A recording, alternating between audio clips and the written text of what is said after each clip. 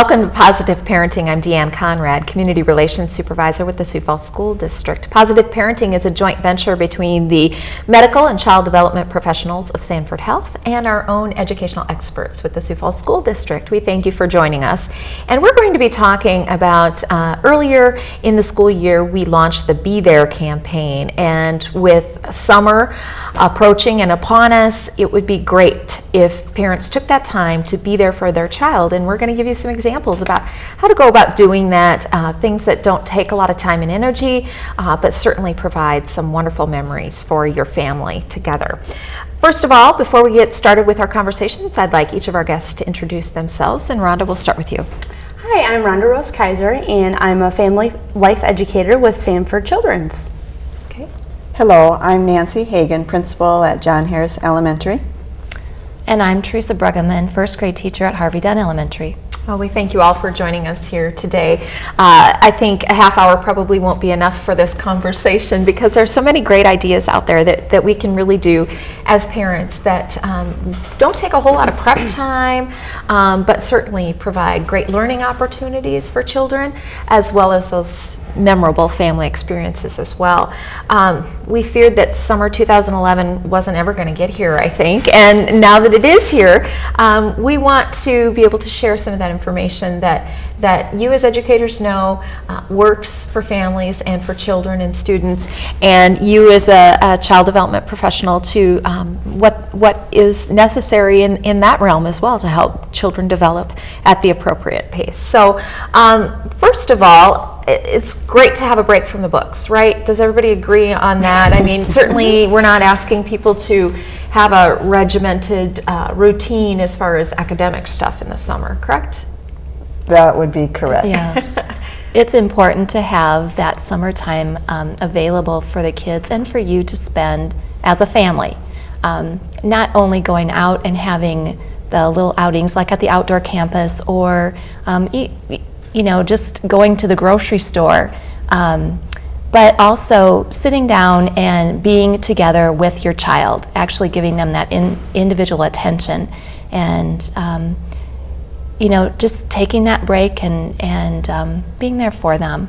Exactly, which is why the Be There campaign is so, it's two words, but it's powerful to, and how many times do we as parents get caught up in what we're doing at work or the other things we have going on at home, and we say, oh, just a minute. Mm-hmm. Well, we should really be taking that time to spend with our child. So that Be There campaign is really great. And we've been able to spread the message through newsletters and through a variety of informational pieces and things that people are able to do with their students.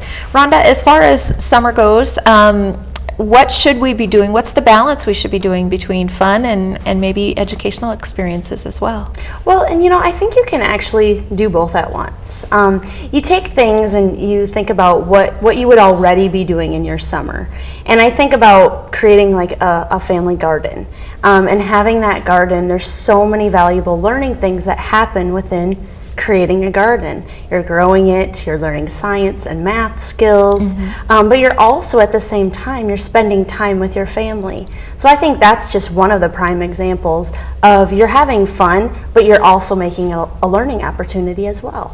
Well, that garden example is a really great example. At Lowell Mass Science Technology School, they have an outdoor garden for their students to participate in, as well as the community, and that brings people together as well. And I know that in my own children's classrooms, they've done the planting and they've watched the seed. And is there some of that going on in science? I mean, that meets a science standard, correct? Yes, it does. And in fact, we just did that in my class as well, planting that seed and growing it. And then we happened to plant grass seeds. So we did a little bit of a lesson on, well, what happens at home when the grass grows too long? Dad or mom have to cut it. So we experienced cutting our own grass with the scissors. They loved it, and the whole room smelled like grass. Oh. It was wonderful. A bit of summer before summer actually was there, right? Give them a little bit of an inkling before we finish up. Right. So that's a great concept for kids to understand the seeds and the watering necessary and the planting,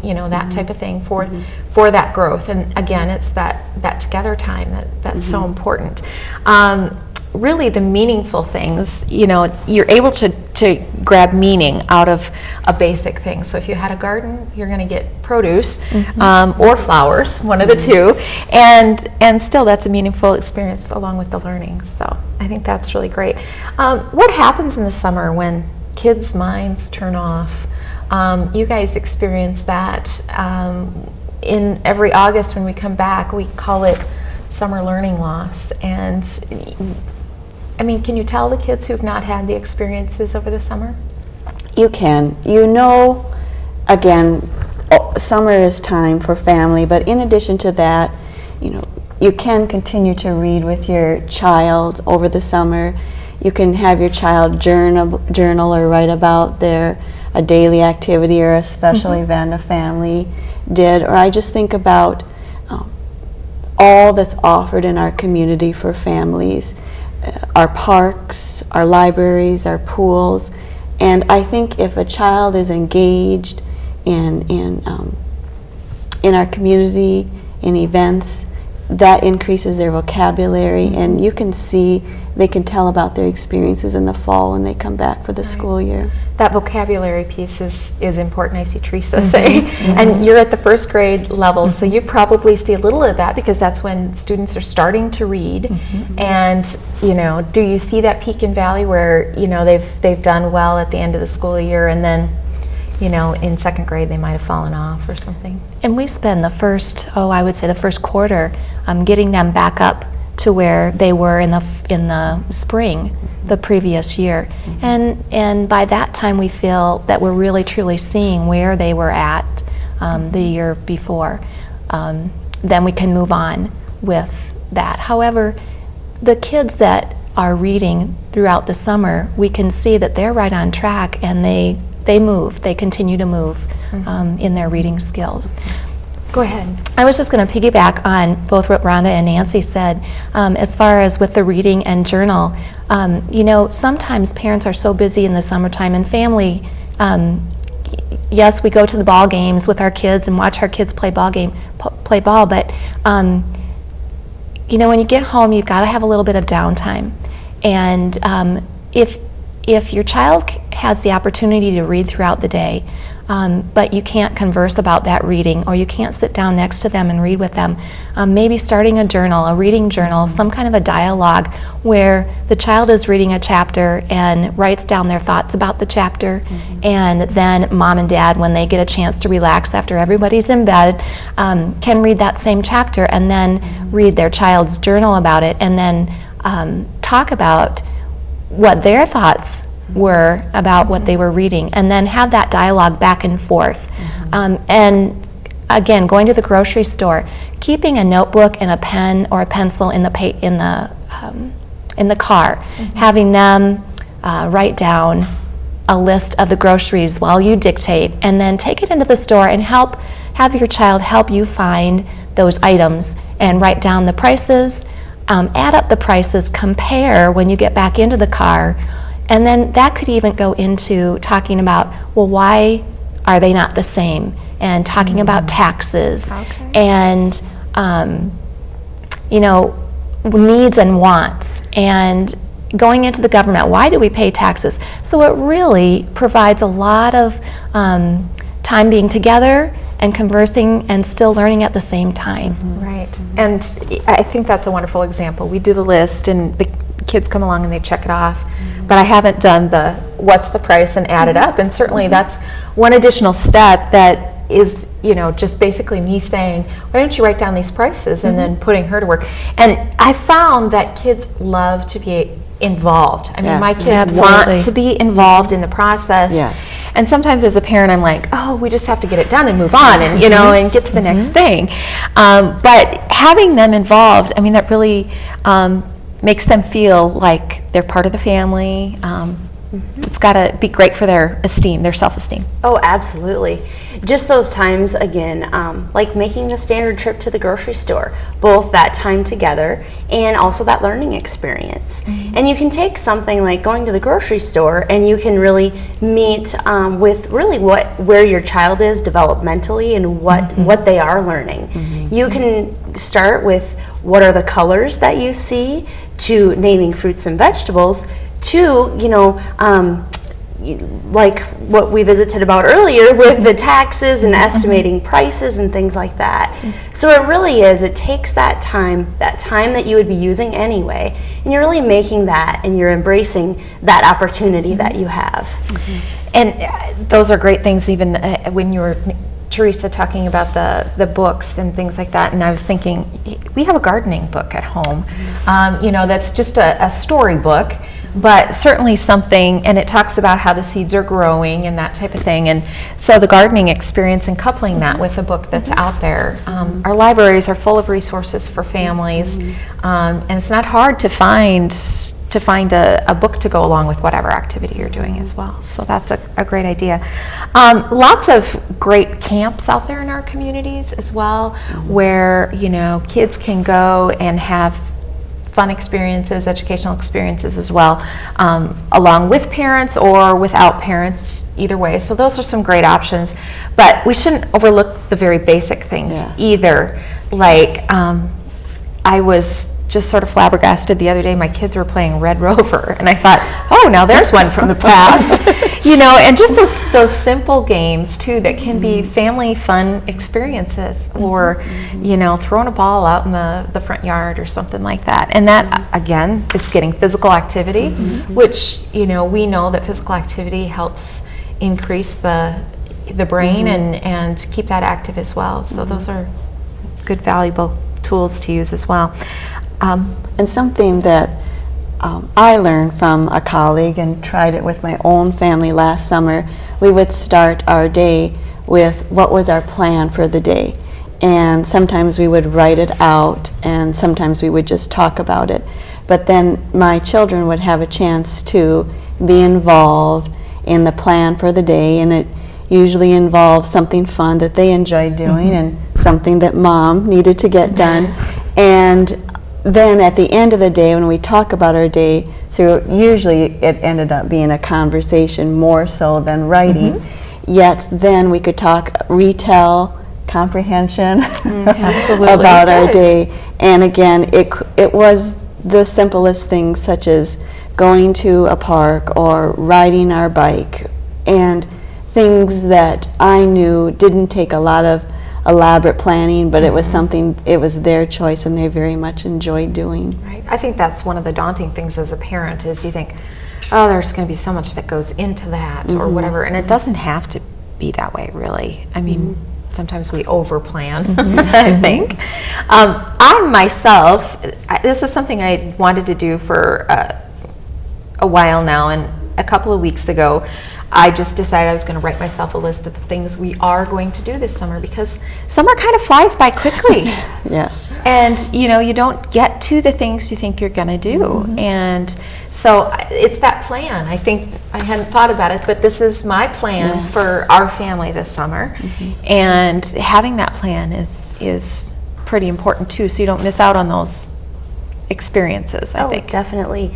I think creating a list is a great idea for a parent. Just, again, it gives you ideas, and then if you get input from your children, it helps them feel ownership over the things that you're doing. And choices are always good for kids. Again, it helps them, enables them to have ownership over the kinds of activities that you're choosing. So if you're, making a list, that just enables you to decide and plan what you are going to do for your summer. So definitely, again, and it's just those little snippets of time.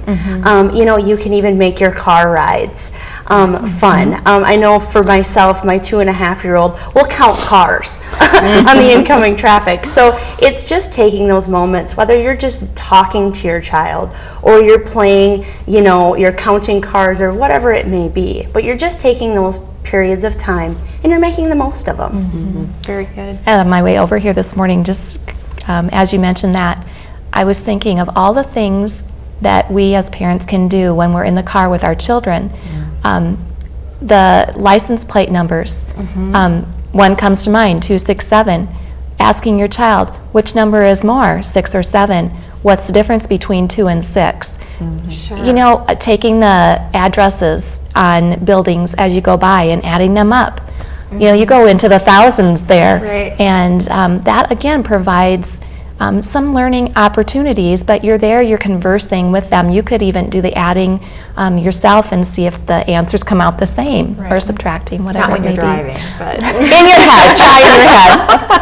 that might make your mind more active as well, right? Right. Turn that radio off and do something else. Yeah, that's true. Although, you know, the radio thing is fun. Also, we have a couple of CDs that the kids just love. It's, you know, the children's songs and things like that. And so if we get going on that, you know, gosh, it's a good thing the car windows are rolled up.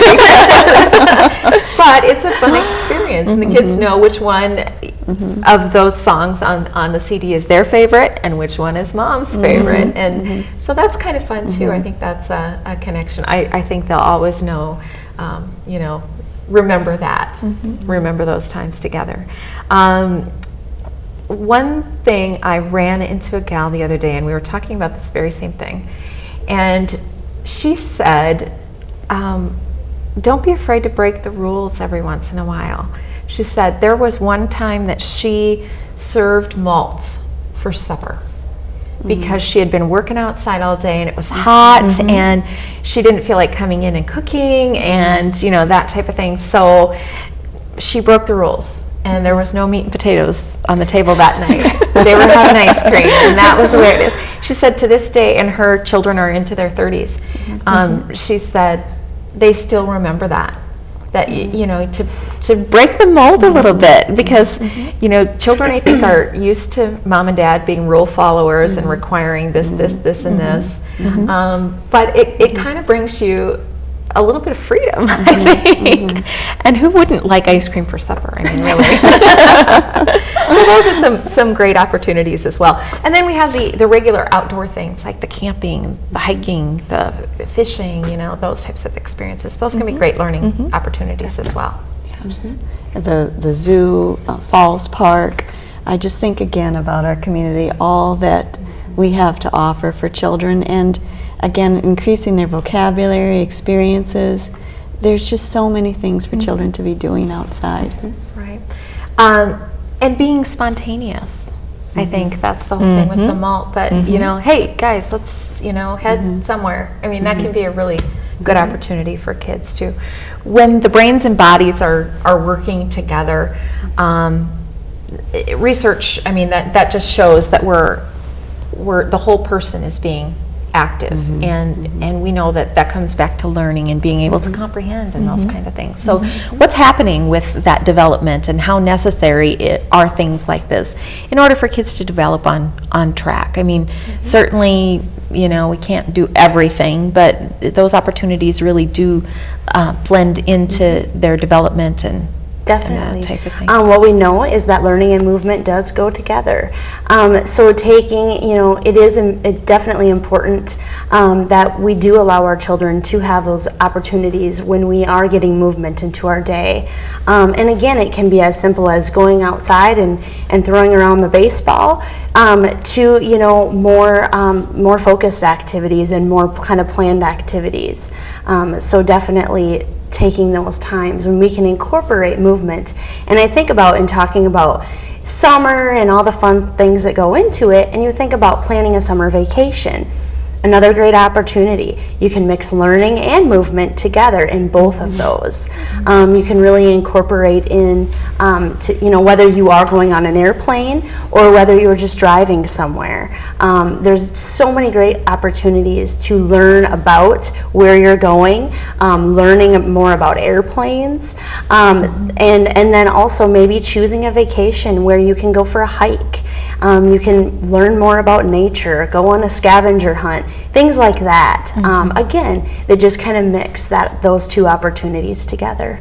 I think all those things are great, and we need to be doing those things, but we also can't forget about the importance of sleep in the summer as well. The kids are going, and then, oh my gosh, it's August, it's time for school, and then here we are, you know, and everybody comes exhausted. We do need to give our kids a chance to refuel. When they're tired, I'm guessing they're not learning. I mean, do you see that in your classroom, Teresa? Absolutely, absolutely. Their focus is not there. they're a bit more temperamental, and they don't respond as quickly as they would had they gotten that 8 or 9 hours of sleep. So it's a month, couple weeks before school starts, get back into that routine, so that they don't have to have that change the day before school starts or the night of school starting in August. And just for my own kids, I recognize that too. During the school year, I can see by Thursday, they are exhausted. Yes. You know, and you need to give them, they'll oftentimes fall asleep on the couch, which if I told them to lay down and go to sleep, they would never do it. But, you know, because their bodies are just exhausted, they're, you know, they, by default, they just end up sleeping. And so we need to be cognizant of that as well. While we're planning all these fun activities, we also need to make sure we balance that with the sleeping time as well. And I'm guessing as a parent, you know when your child is tired. So, go ahead. Oh, I was just going to add, you know, the sleep is definitely important. And sometimes in the summertime when you are going, especially if you have a child that's real high energy and active, it's sometimes difficult for them to, you know, they've been going all day long. So their energy level's way up here, and then to be able to bring that energy level down, to be able to calm and relax and be able to go to sleep. So it is a balance. It's a balance of both having fun and breaking the rules once in a while, but also I think really keeping in mind that routine in the summer, because bedtime is still important so that children do get rest and refueled. Right, important. And the food then as well, healthy snacks. Okay, you can break it every once, break the rules every once in a while with ice cream, but those snacks and things like that really keep them, because if they're doing those things and their minds are busy, their bodies are active, it's important to have those fruits and vegetables and things like that, which we can guarantee during the school year because, you know, through the school lunch program and such, and it's a little bit different pace. But how do you bring healthy foods into your family life in busy times? You know, again, to reiterate the concept of a routine, and even in my house over the summer, we do have somewhat of a routine. All parents know their children best when is their, you know, most active time of the day, when do they need some downtime, you know, when do we generally have meals at our house, when would be a good time to plan snacks. So truly, during the summer, I do have a routine in mind for each and every day, you know, when we have a snack, when we have meals, when we take breaks. And again, we do break the routines as well at our house. But I think children, adults as well, routines are good for children. Absolutely. And there can be fun and healthy snacks as well. Yes. I know my kids just love the Go-Gurts that you Yes. put in the freezer, and you can pull one of those out, and that's a great snack for them, and Yes. yet still, you know, a little bit healthy with the Yes. And when they can create their own snack, I know we've all done that with apples or celery, where we've used peanut butter and raisins, and so they can create their own snack, and that makes it special. Right. Lots of fun opportunities and ideas. What about for those, we've been focusing a little bit on the elementary side because you are experts in elementary and we have young children. So, but again, challenging the minds of a high school student as well, a middle school age student. Some of these very same things would work, you know, just with a different level of conversation, I think, too, that you have to play to their strengths and what they're interested in, and Absolutely. I think finding out what their interests are is key. And again, I think when children get older, it's so important to keep that connection really strong. Because sometimes when they do get older, they tend to maybe kind of back away from mom and dad a little bit. And so really keep that engagement and do something that they're interested in. Find out what it is that's really going to spark the interest of something that you can do together with them. And sometimes that's hard. I have 2 children that are in college and one that's a junior in high school. And that connection, as they were growing up, I found that connection in their elementary years, but as they were going through their middle and high school years, it was more difficult to find that connection with them, whether it's going out playing basketball around the world as a family. We've done that before. Just recently, we had gotten out the game of life. Oh, I'm yeah. going back to the Red Rover. Right. You know, that made me think about that. And I tell you what, over the Easter break, we had many opportunities to pull that game out and play it together as a family. And what a wonderful way for us to come together and have fun in a game that we used to play when the kids were younger. It is tough, but even when they come home from college, just spending that extra time with them, conversing with them about their life and listening to them. I think that's really important, to listen to what they're saying and hopefully provide some answers for them. Right, offering that advice. I know no matter what age, you're always looking for advice, you know, and so whether you're 15 or 22 or beyond, some of us might be, we're still looking for advice. So we're coming to the end of our time. Any final thoughts of ideas, things you want parents to remember as they have this opportunity you know, to be around their kids a little bit more often in the summer months? Anything final you'd like to add? I think just spend time with them. Just make those small opportunities that we think are insignificant, excuse me, but really take that time, and just, even if it's talking to them, just taking that time to spend with them. Sure. Any closing thoughts from you ladies? I would agree with Rhonda. That quality time is important, and getting them out of the house and spending time with them rather than having them use the electronic games all the time. You know, put a little bit of a limit to that, and go out and have fun together outside. Enjoy that weather. Yeah. I know that's a great point to make, the electronic things. We didn't even touch on that in this half hour, but limiting that and really, I know you can get pretty active with Wii these days, but which is a good thing, but limiting that and balancing it with the basics as well. Do you agree? I agree. I think with technology, it could be part of their structure of their day, or set time limits. And I just want to reiterate, you know, with the Be There campaign, just being there for your child, being their teacher, being their supporter, being their encourager over the summer and all throughout the school year, I think is what children need and what's important for a family. All right. Well said, and a good point for us to end on today. We thank you for joining us on Positive Parenting, and we hope you have a wonderful summer opportunity for learning and a little fun too.